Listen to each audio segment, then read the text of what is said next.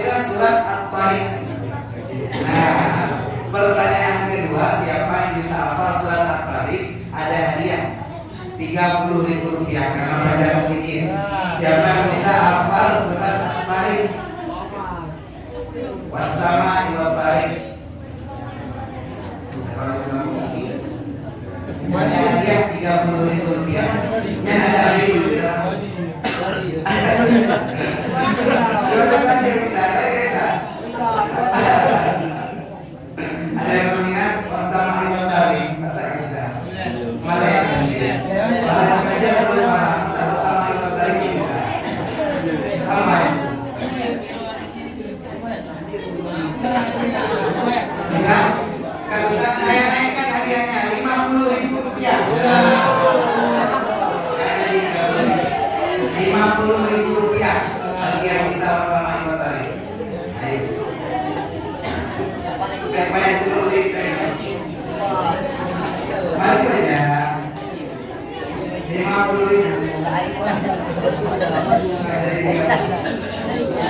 Ayo maju.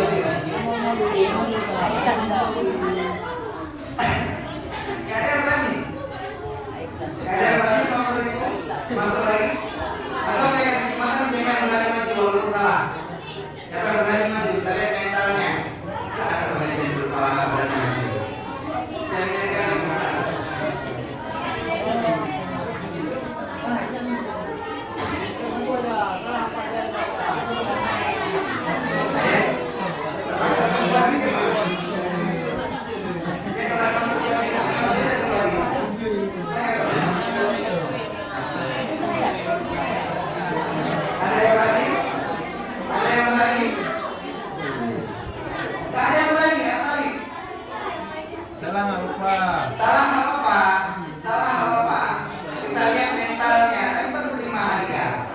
Juara pidato, juara sholawat, masa mentalnya gak berani soalnya? Salah nggak apa-apa. Ayo kita mulai. Oh ya, kita balik. Siapa yang maju? Maju ya, apa? Salah nggak apa-apa. Ayo. Satu orang besar sama apa? Satu orang lagi. Berani? Nggak berani? Kalau nggak berani saya biarkan baca Al-Quran ya sama wat-tariq. Siapa yang berani? Ayo baca Al-Quran. Siapa yang berani? Ini cuma berani kita saja. Udah baca, bukan verbal.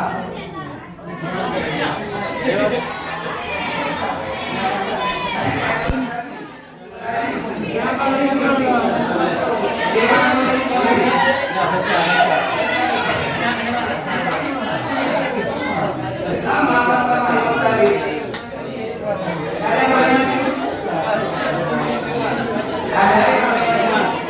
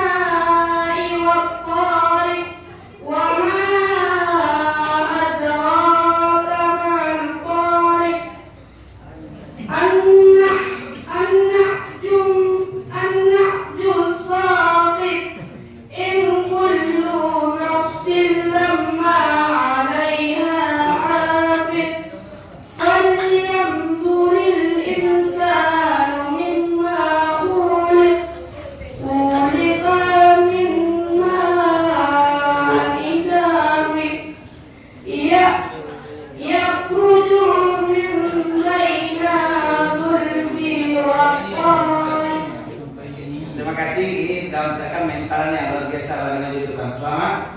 Ya.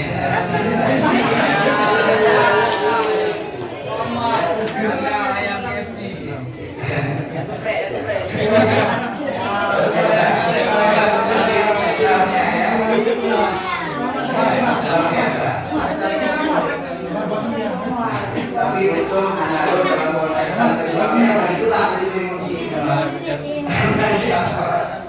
Nah, ternyata si Imran ketakutan sendiri menyuruh Anas surah namanya Anas di surah Anas, namanya Tariq di surah Tariq. Kalau nama dia Imran kira-kira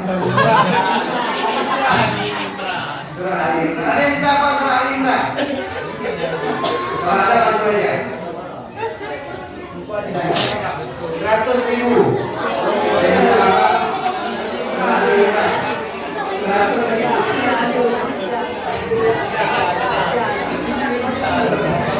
Berani? 100.000 berani? Gak berani?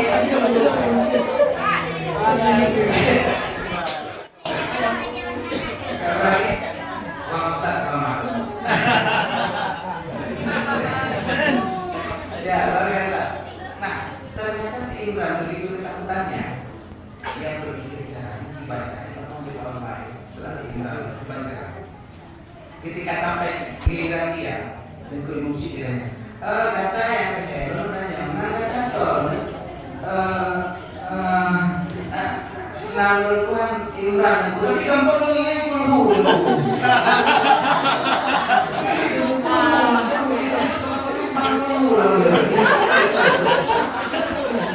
Imran nah Imran dulu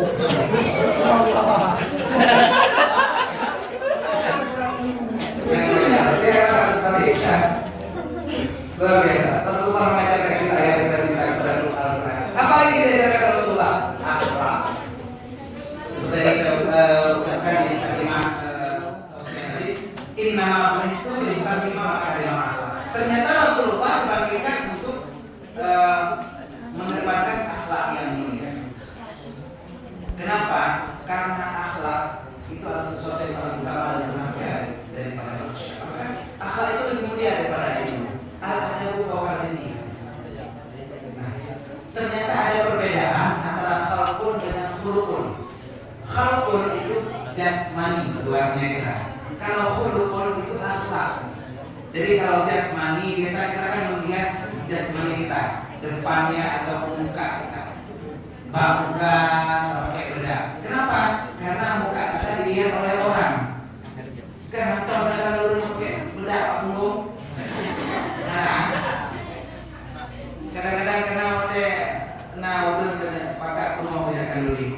Hai, cici katanya udah mak, hai mak, sudah siap berpakaian. Kita saja senang. Mak, nikah. Mak, ada sudah siap. Nah, oke, mak, ada yang gaya. Kak selesai, mak, percaya dengan pakai bedak punggung ya. Nah, kan?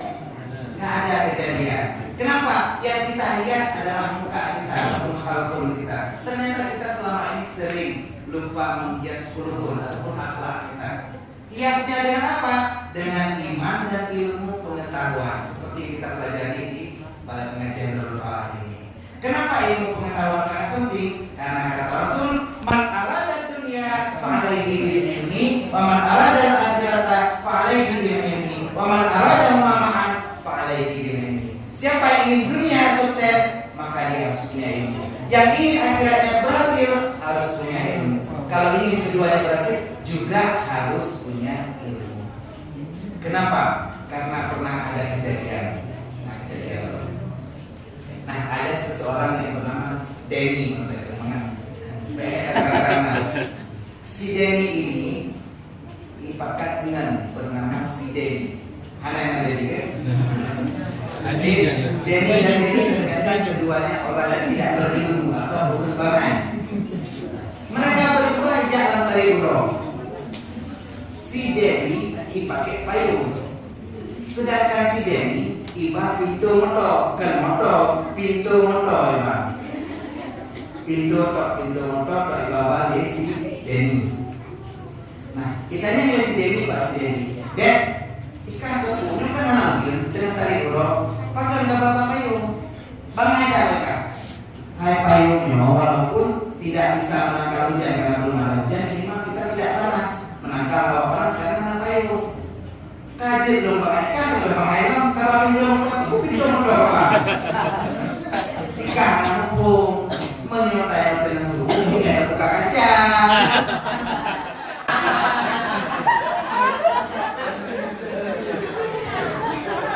Udah lama ini kalau tidak kumpul mau tidak buka kaca. Begini pindo motornya tidak buka kaca. Nyanduk luar biasa kalau tidak ada ini.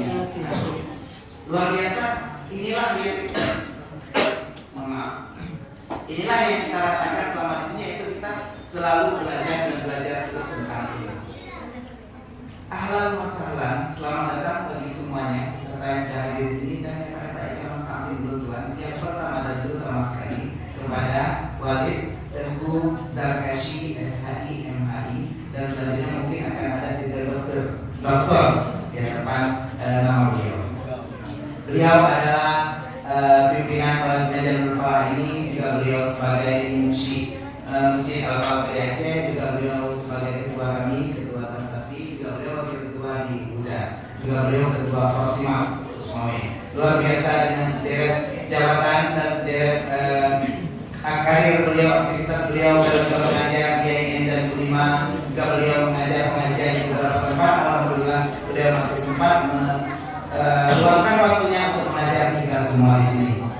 Dan alhamdulillah saya juga mengucapkan terima kasih juga kata-kata penghormatan kepada Abi Walid Abia dan Ibu dan seluruh orang tua murid, juga terutama orang tua guru yang karuha-karuhan. Karena kadang-kadang guru yang karuha-karuhan, kadang-kadang saya teringat akan kematian. Memang terkadang kematian itu tak dapat diduga. Kadang-kadang ibu-ibu atau bapak yang lebih tua ini meninggal duluan, saya belakangan, ya saya pasrah saja. Ataupun kadang-kadang terbalik, saya belakangan, ibu-ibu duluan, boleh juga. Saya ikhlas. Karena memang kematian ini kan tak dapat diduga. Kadang-kadang orang sedang berjalan kaki, tiba-tiba ditabrak mobil, mati tiba-tiba ada. Nah, orang sedang naik mobil ketabrak, meninggal ada. Orang sedang kerja di kantor meninggal ada. Orang sedang dengar tausiah meninggal ada. Ada. Orang yang sedang tausiah meninggal ada. Jarang kita dengar.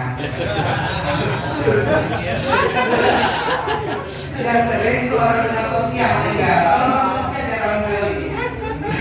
Jadi kalau saya kematian itu nggak masalah, karena memang kita siap dengan kematian, nggak masalah. Karena memang kita tahu orang yang tausiah itu jarang meninggal.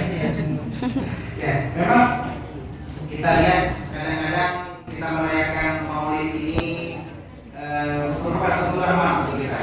Saya kadang-kadang tiba-tiba lagi ada uang, tiba-tiba udah ada yang undang. Berarti kan ada rezeki masuk nih.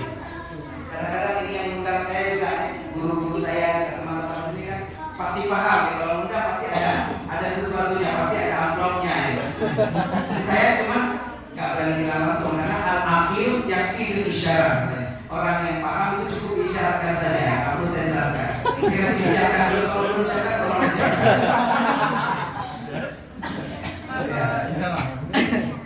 Ya, karena memang terkadang Maulid ini kita lihat sudah dipersiapkan oleh panitia-panitia yang saya hormati. Di sini juga ada santriwati. Saya bangga sekali semua hadir di sini. Karena di sini banyak sekali manfaat.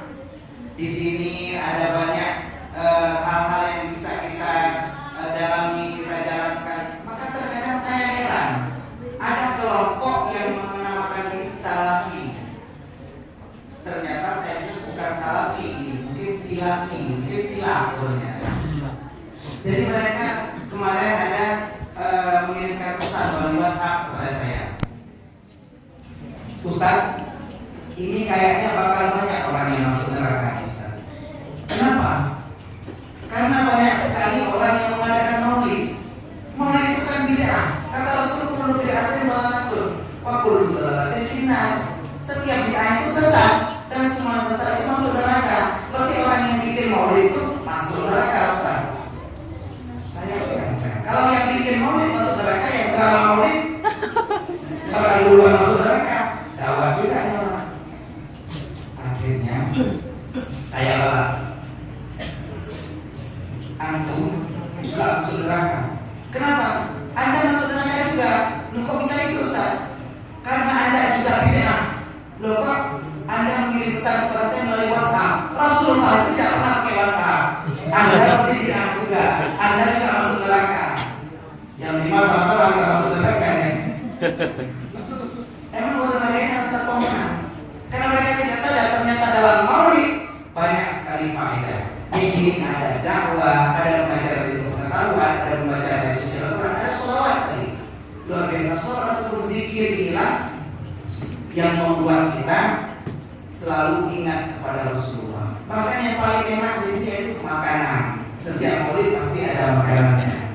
Makanya tadi kadang-kadang saya juga berpikiran ini, takutnya setelah saya ceramah nanti, apakah orang kira-kira tahu apa yang bahan saya ceramah? Terkadang orang lebih suka kepada makanannya daripada orang yang ceramahnya.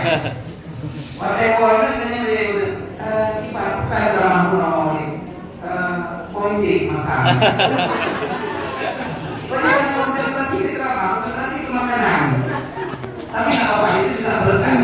Makanan itu luar biasa berkah. Nah, sholawat atau zikir tadi itu juga membawa kecintaan kita kepada Rasul. Kata Rasulullah, matalul ladzina yadhkurullaha wal ladzina la yadhkurullah kamathalil hayyi wal mayyit. Permisalan antara orang yang berzikir kepada Allah dan orang yang tidak berzikir itu seperti orang hidup dan orang mati. Kenapa? Orang yang berzikir itu hatinya hidup.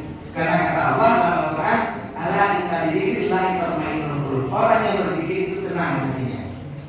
Nah, kita tadi berzikir, berselawat, kita dengarkan selawat kepada Rasul, maka nah lagu kunolong, lagu kasidah. Lo nggak dibantu lagu kunolong, lagu pergi ya. Lo nggak dibantu, berarti kalau namanya lagu karena lo yang kunolong. Nah, emang itu bulan sebagai para wajib. Luar biasa. Kita lihat orang hidup, orang mati. Kemarin nanya saya pernah bilang, ayam hidup dengan ayam mati siapa mahal? Mahal ayam mati. Ayam hidup itu 28.000, 30.000 di pasar bawah ini. Tapi ayam mati tikrek payah maka 15.000. Lebih mahal ayam mati. Apalagi ayam geprek, ayam penyet, ayam kandang, tak ayam apa-apa sekarang, ayam pirek, tak apa-apa namanya. Jadi kan banyak nama ayam. Jadi ternyata ayam itu lebih mahal ketika mati daripada ketika hidup. Beda dengan manusia. Manusia itu lebih mahal ketika hidup daripada ketika mati.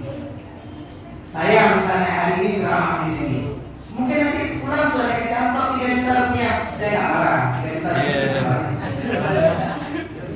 Tapi mereka ketika hidup, kalau mati, kalau saya sudah mati, mungkin di tukang permen pun nggak ada yang mau. Ada yang mau main orang? Nggak ada.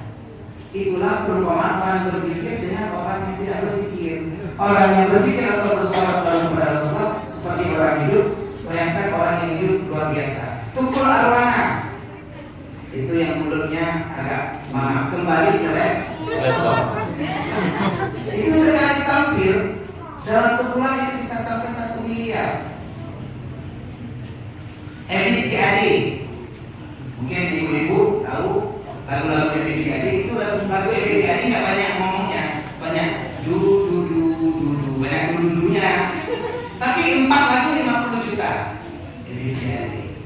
Apalagi yang Inul Daramista itu lebih kuat lagi. Semakin banyak yang ngebor.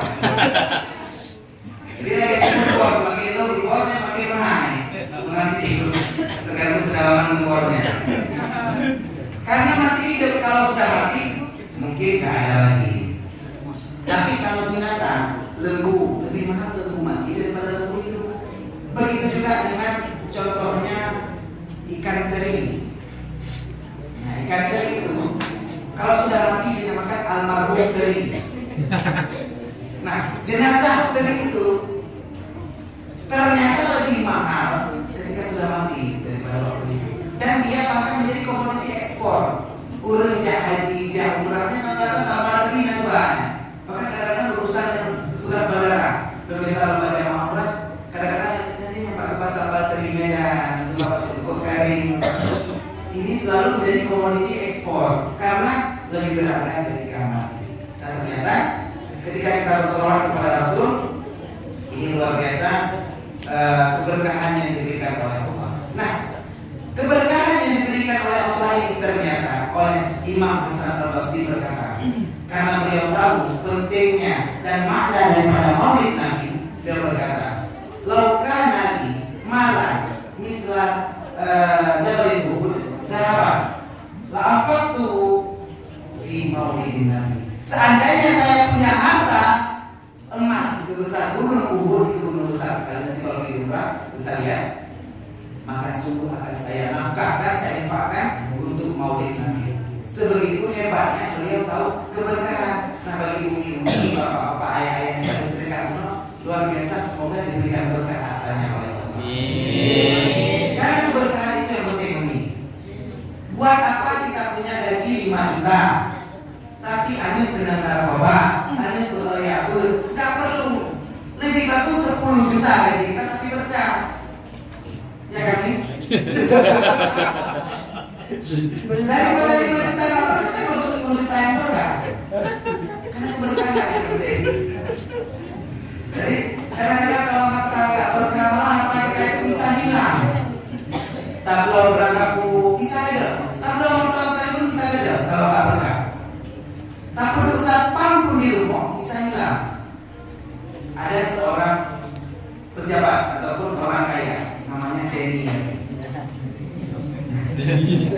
Si Denny ini punya mobil dan dia orang kaya, jadi dia suruh jaga sama satpam. Ternyata suatu malam Denny terbangun. Ada suara ibu-ibu di depan rumah. Keluar dia, Pak satpam namanya Denny. Jadi saya nggak sampai ngarang Denny saja. Pak satpam namanya Denny. Ayo putra yang lihat dan putra luar. Bagaimana Pak? Bunuh nama curi. Putra itu motor itu Pak. Kenapa kamu nggak halangi? Karena ibu belum Pak Bunuh. Karena belum motor karena ibu belum. Oh nah. Tapi tenang Pak. BL motor belum cedek. Maka bukan cedek BL motor belumnya. Motor bukan cedek. Saya pun hafal BL mobil saya. Sudah hilang, yang duduk sih, Dedi, yang duduk satpam. Kenapa? BL motor dia sendiri, mobil dia yang hilang itu tak perlu catat karena mobil di rumah. Kecuali BL motor perampok nanti. Berarti yang itulah harta kita kalau tidak berkah maka akan segera hilang. Nah, kalau kita sudah tahu ini tentang keberkahan dari Maulid Nabi, maka kita akan selalu ingat kepada Rasulullah dan kepada keluarga sahabat beliau sekalian yang sudah membawa kita semua ke alam yang penuh terang benderang seperti ini. Juga kepada para ulama akademi, ulama mutakhir dan ulama mutabar semua. Nah, pada kesempatan kali ini kita akan coba membahas kurang lebih sekitar 3 jam.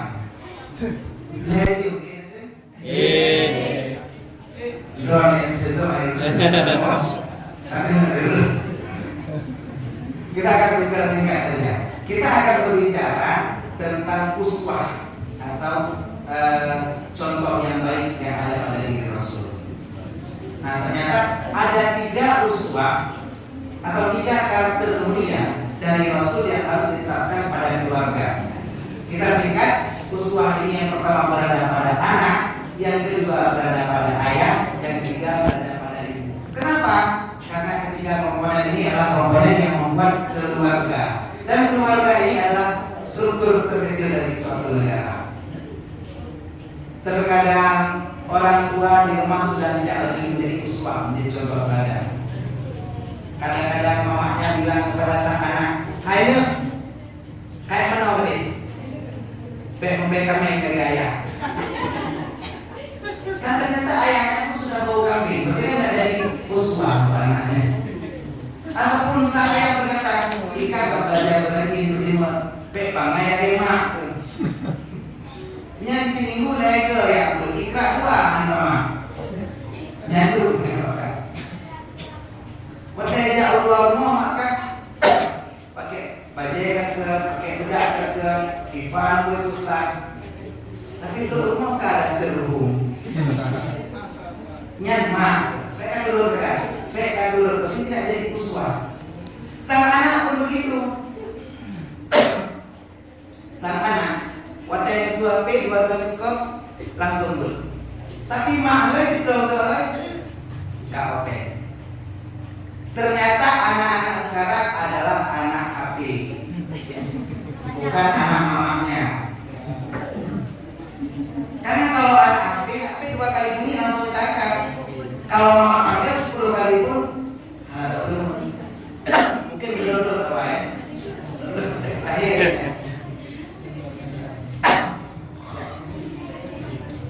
Jalan-jalan ke Sienta singkat sebentar di Firdaus, mau tunggu sebentar Ustaz, sekarang terus ya. Ya maaf tuh, jadi tidak. Itu mungkin hasil nulis.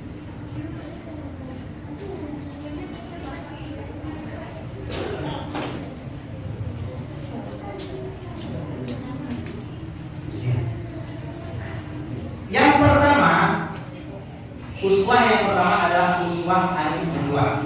Yaitu contoh teladan dari Rasul bagaimana kita menjadi anak yang berbakti pada orang tua. Rasulullah SAW lahir sebagai anak yatim. Beliau lahir dengan kondisi ayahnya sudah meninggal. Umur berapa Rasulullah dalam kandungan ayahnya meninggal? Siapa yang tahu? Maju depan. Umur berapa? Maju depan. Umur berapa Nabi Muhammad dalam kandungan ibunya meninggal? Maju ke depan, jawab situ. Kalau di situ ayahnya meninggal. Nabi Muhammad dalam kandungan ayahnya meninggal. Umur berapa bulan dalam kandungan? Udah ukur. 9 bulan ada ya? Gak berani ya? Berani? Berani dapat Kalau dia. maju dulu, jangan jawab situ karena ketawa sama yang lain. Yang lain itu klaim. 10 bulan ada apa? Kalau gak berani kita jawab. Ada yang berani? Siapa? Ayo sini. Iya, luar biasa. Ya luar biasa. 6 bulan luar biasa. Luar biasa. Sudah saya kasih ya. Siapa namanya? Azani, luar biasa. Ya. Ya, yang lain yang berani maju? Ya, 6 bulan Nabi Muhammad dalam kandungan dan saat itu usia Aminah 17 tahun. Ternyata ayah Rasulullah meninggal dan yang sampai berita kepada Siti Aminah adalah melalui SMS ataupun melalui berita. Sakitnya tulis. Sedih sekali tinggal sang suami. Nah, kenapa? Karena memang saat itu beliau tidak siap. Kita menghadapi persalinan, suami tidak ada. Tapi saat itu Allah menurunkan 2 wanita yang hebat, yaitu Asia sebagai istri Fir'aun sama ibunda Maryam, ibundanya Nabi Isa. Diturunkan untuk menghibur ibunda Aminah.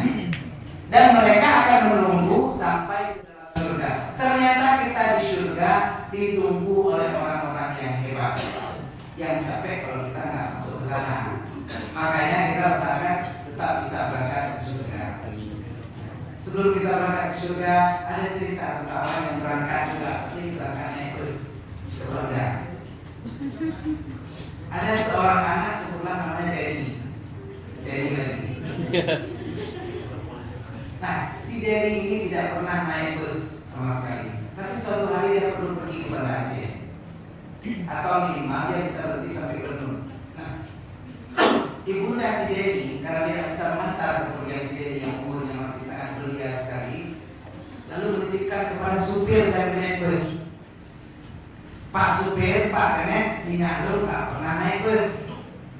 Tolong nanti nanti diingatkan kalau sampai sini, kalaupun dia tertidur tolong bangunkan. Sampai sini tolong bangunkan. Anak saya nggak pernah naik bus, tolong dibantu ya Pak Supir, makanya jin. Bolak-balik diingatkan. Nah, ketika bus sedang berjalan sampai ke rumahku sudah ditanya, kakak uji Pak, golong kayak gini. Sampai gerok dari tanya lagi, kakak uji Pak, golong kayak itu kakak tidak buka apa? Terganggu orang semuanya. Sampai ke Semarang tanya lagi dia, sudah sampai golong. Kalau Pak Semarang, sorry, sampai biru terakhir. Sampai biru terakhir dia tanya, kakak uji golong. Akhirnya dia tertidur. Langsung biru, sampai biru dia tertidur. Ternyata supir dan kenek karena tidak terganggu lagi, dia pun tak ingat tentang bahwa sampai ini harus bangunkan. Mobil berjalan terus sampai Samalanga, sampai Bendul, Trigadi, sampai Ternun. Sudah sampai Ternun. Baru supirnya ingat, ini kelewat. Pakai anak aku katanya, hidup itu ada anak aku. Gimana Pak? Akhirnya pakat karena sayang anak ini tadi sudah dipesan mamanya suruh bangunin sampai sini. Jatuh balik mobil, putar balik mobil ke arah sini. Anak itu tetap tidak bangunkan. Sampai terminal sini baru bangunkan. Bedah, kado sini. Oh iya, tuh jadi tinggal tadi di bapak menekan tuh ya. Aduh ya Pak, lagi awal. Setelah itu dia ambil tasnya, dia ambil nasi, dia makan. Penumpang lain tak tahu. Nah itu nih Nodik, mana orang di Benung. Mak kok ibu kok di sini? Pesan mak punya kado ini di Pajoku.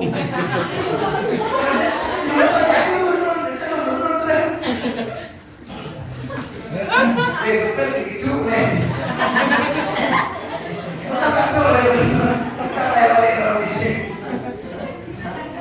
Itu kadang kebahagiaan tidak direncanakan. Makanya kadang-kadang posisi anak-anak ini memang sangat tunggu. Bahkan seperti anak-anak yang di sini kita lihat kan rapi-rapi, tertib, dan kita lihat semuanya disiplin. Jadi diam semua, nggak ada yang ribut. Tadi ada yang ribut 1-2, tapi nanti pesan balik kalau ada yang ribut itu tayu dan lauku. Cuma ke tayunya, karena juga kayak tayu lagu. Bagi yang ribut nanti awalnya kita masuk depan untuk nyanyi. Kita perlu anak-anak yang seperti ini, yang disiplin. Karena kita mau lihat kejujuran. Ini saya tes ya.